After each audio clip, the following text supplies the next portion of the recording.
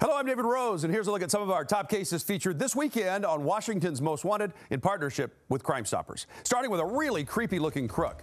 Tonight's top fugitive is an armed robbery suspect in Lacey who wore a rubber mask, kind of like a Michael Myers Halloween mask, and then he put a normal medical mask over it. He held up a marijuana store on the corner of Martin Way East and Carpenter Road Southeast last week on Wednesday, February 10th, just after 8 p.m. Lacey police are hoping somebody watching tonight can tell them who is the man behind the mask. The subject actually can be seen walking from behind the building and spends about 10 minutes at a bus stop nearby, right? And what he's doing is he's waiting for the business to be empty of other customers. At which point the subject enters the business and he's armed with a firearm. It appears to be a semi-automatic handgun, black in color, very consistent with a Glock. He goes straight to the clerk. There's no hesitation. The gun is out. You can see the gun. He transfers the gun from his right hand to his left hand and back and forth. He's in there and out in less than a minute, at which point he exits on foot and then is seen running back around the business. He has gloves on. He's also got a mask. It's a plastic rubber, some sort of synthetic Halloween looking mask. He's also got a puffer style jacket, and the brand is Free Country brand. In the video, you will also see what appears to be a yellow security device or tag on one of the pockets of that jacket. Meaning he likely recently stole that jacket from a store. Detectives say he's described as tall, about 6 feet 3 inches tall, likely dark-skinned. They say the clerk could see one of the suspect's wrists.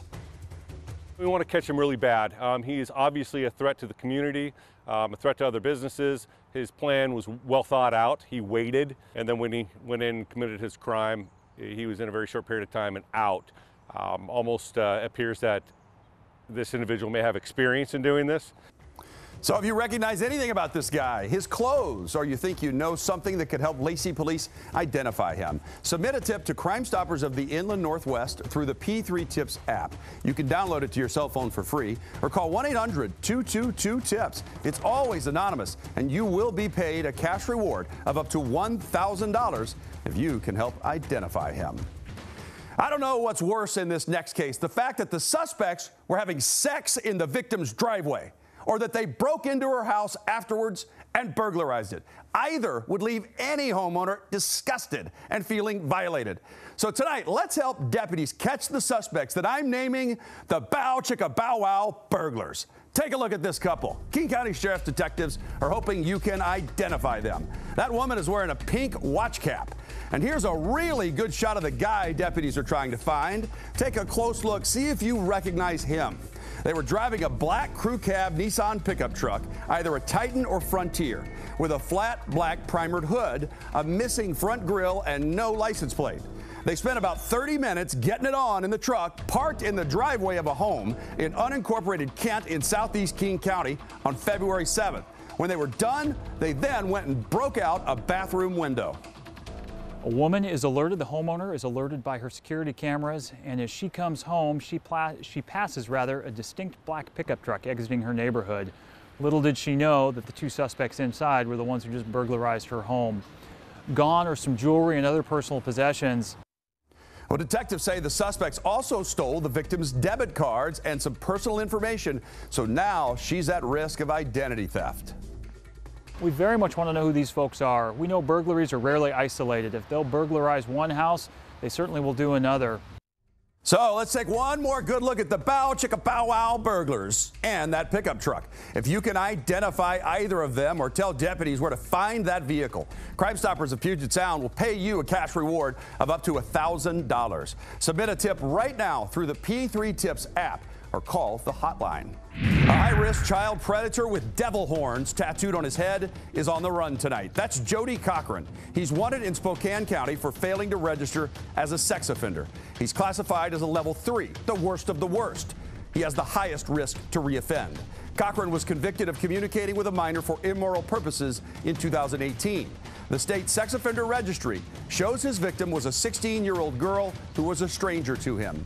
Jody Cochran is 36 years old, 5'9", weighs 175 pounds. You can tell deputies where to find him. Submit an anonymous tip to Crime Stoppers of the Inland Northwest through the P3 Tips app or call 1-800-222-TIPS and get that cash reward for information that leads to his capture. As you may know, jails won't take every suspect right now because of COVID precautions, but one crime they will always book on is domestic violence. There have been so many horrendous cases in the last year that have ended in murder. So law enforcement takes domestic violence very seriously, as they should.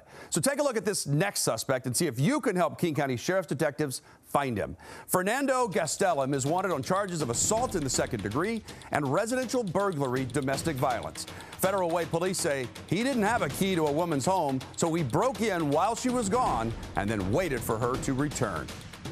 She had been out of town and comes home late on the evening of Friday, January 15th to her apartment in Federal Way.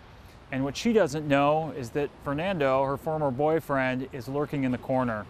He comes out, attacks her, and while she's struggling to breathe with his arm around her neck strangling her, she's eventually able to break free, gets outside her home and is able to call 911. Fernando took off before police got there and saw the injuries to her neck and face. He has numerous prior convictions, including robbery first degree, resisting arrest, hit and run, harassment, and theft. He's got tattoos on his right arm and both wrists, along with scarring on his left forearm. Fernando Gastelum is 23 years old, 5'8", 180 pounds. He was last known to be living in Renton. He might be driving a gold Honda Civic with a black hood and a white bumper. If you spot that car, or if you can tell deputies in the criminal warrants unit where to find him, Crime Stoppers of Puget Sound will pay you a cash reward of up to $1,000 when you submit a tip through the P3 Tips app or call the hotline. An emotional plea tonight from the family of a teen who went missing a year ago. Take a look at Asia Wilbon. She's 17 years old now. She vanished on February 12th, 2020. She was last seen at her father's home in the West Hill area of Kent. Police say there were indications that Asia may have been near the Des Moines waterfront or near the Federal Way Transit Center shortly after she was last seen by her family. Her sister sent me a message this week saying they are no closer to finding Asia than they were last year. Their hearts break more and more as the days go by. Asia is 5'2" and weighed about 135 pounds when she disappeared last year. So if you believe you've seen Asia or you know anything that can help Kent police find her and bring her home to her family, to her sister, call the tip line at 253-856-5808, or you can contact Crime Stoppers through the P3 Tips app or at 1-800-222-TIPS. The search is on for a dangerous child predator who has been on the loose for way too long. Take a look at Timothy McCamey. He cut off his GPS tracker last year. The Snohomish County Violent Offender Task Force is looking for him. They need your help to find him. Washington's Most Wanted viewers say he's been spotted in the Marble Mount area of Skagit County, but deputies say they have no idea exactly where he is. He's known to hang out in the Snohomish County areas of Arlington, Smoky Point, Everett, and Marysville. He has several nicknames, including Baby Devil and Casper.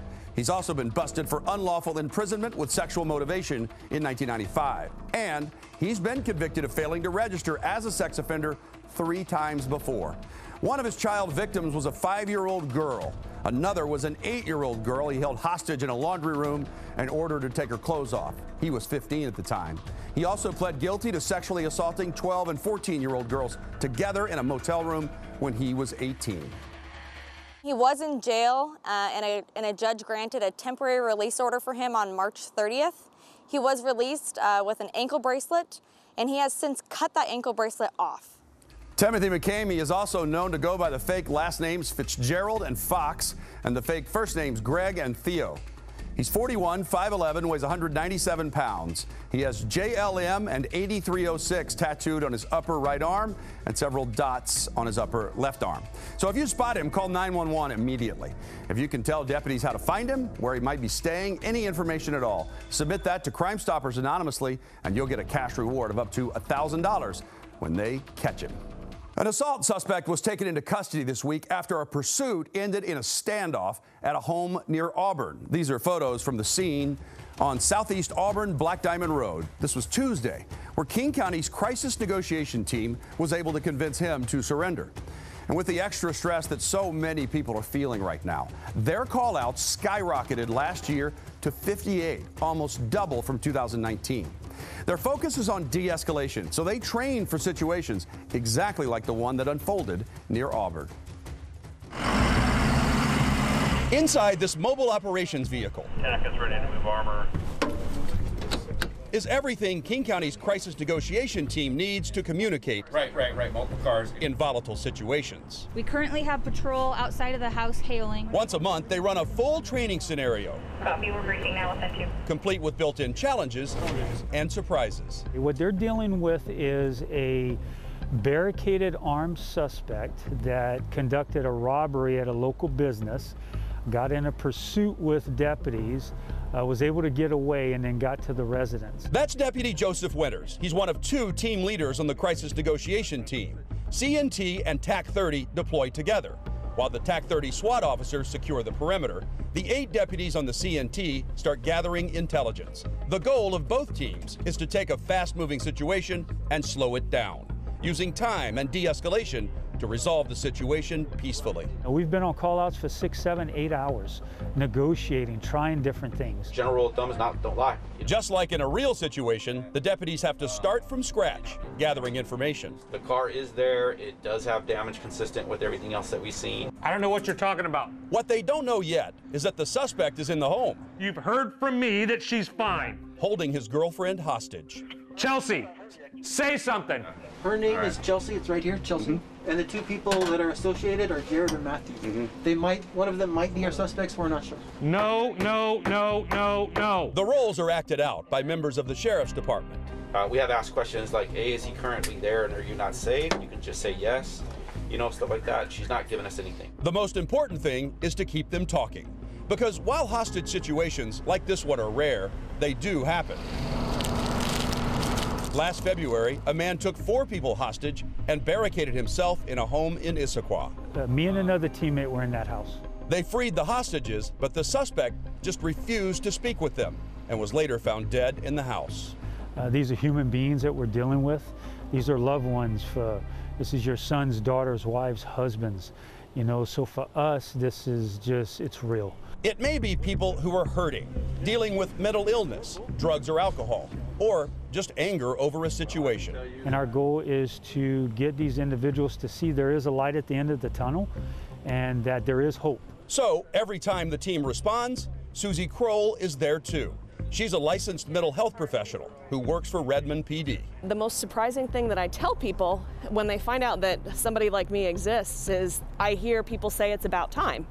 And then when I tell them that this has been going on and I've been working with this team since, late 2016, early 2017. Kroll says she sees mental and behavioral health problems in 99% of their call-outs. It may be something like anxiety or depression, or it may be something significant like a diagnosis of schizophrenia.